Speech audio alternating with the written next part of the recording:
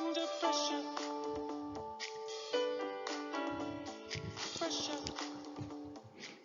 That's right. Had to redo this slide because I was not allowed to use the real Queen and David Bowie sound clip, but that was a great cover. So, welcome to another episode of the 5-Minute Wellness Show with Coach Moon.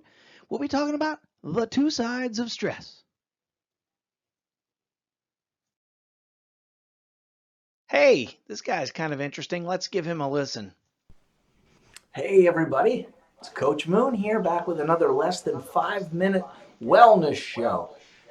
I want you to do a little exercise with me. So pick up Okay. something, About a like water cup. a bottle of water, a stapler, put it up above your Good head, idea. okay?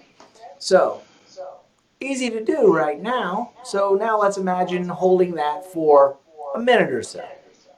5 minutes, an hour, a day, a month. Imagine the strain on your body having to do that, even though the weight of the object hasn't changed. This is how you sort of can visualize stress. All right, you've got to be able to put down the weight, and so you can recover, so you can be ready to pick it up again. So if you think of that analogy, it's going to Okay. probably make some sense to you as to why constant stress is so bad for you, yet good stress can help you be at your best. All right.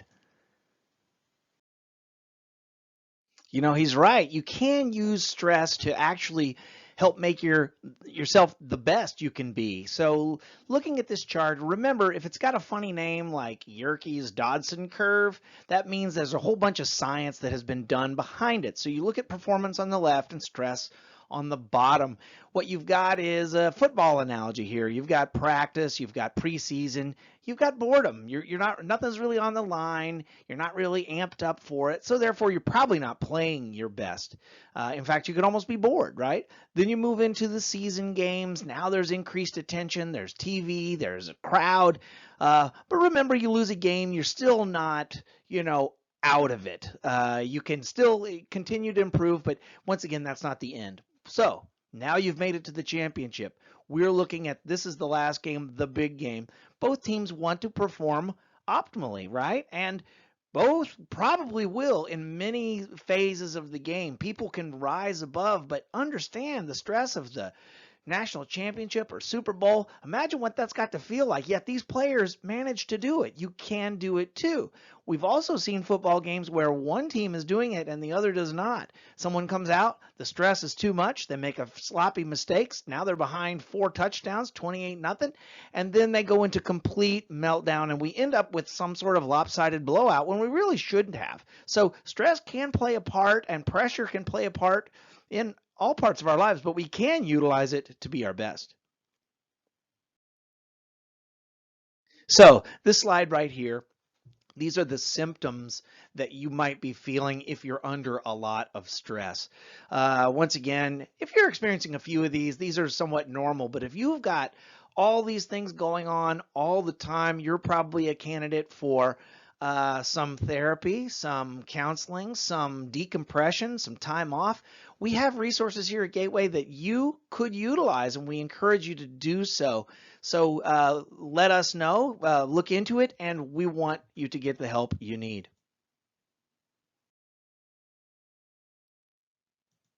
So how are we going to deal with that stress?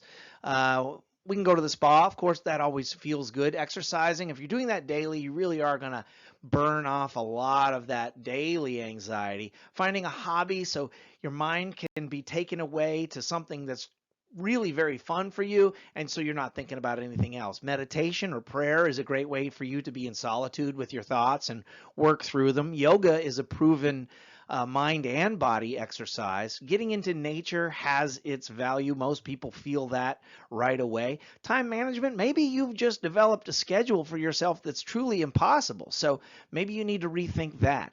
Listening to music or comedy can always be a good stress buster, or again, real therapy, EAP, mental health counseling. We all need to get over the fact that we all have these issues at some time and take advantage of the resources that are available.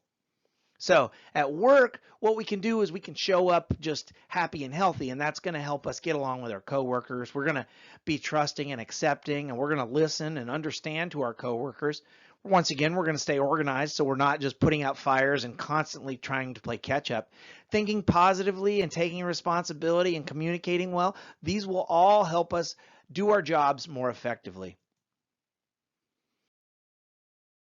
So, what am I asking you to do? I'm asking you to change your mindset when it comes to dealing with stress. Um, don't think of it as a threat. Think of it as a challenge. And don't think of it as a demoralizer, but a motivator. Yes, it could be pressure, but it could also be a real opportunity for you. So, overwhelmed is sometimes a feeling that you can't do anything about it, but understand stress is manageable. You control it, it does not control you.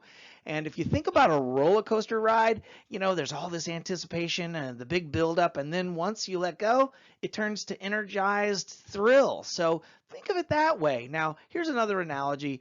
You've got an interview or a test or a homework, some presentation that you've got to do that's a big deal. Well, you can either buckle down, focus, and super study, right? So then you take that test and it turns out it wasn't so bad because you were prepared. Or you can complain, procrastinate, try to blame people, just find people who will listen to you complain about how stressed you are and how much you have to do. And then, of course, you end up failing. So use this little test on yourself. Never confuse movement with action. Like kids trying to do homework, are they just shuffling papers and moving stuff around, or are they really getting it done? Check out this next slide.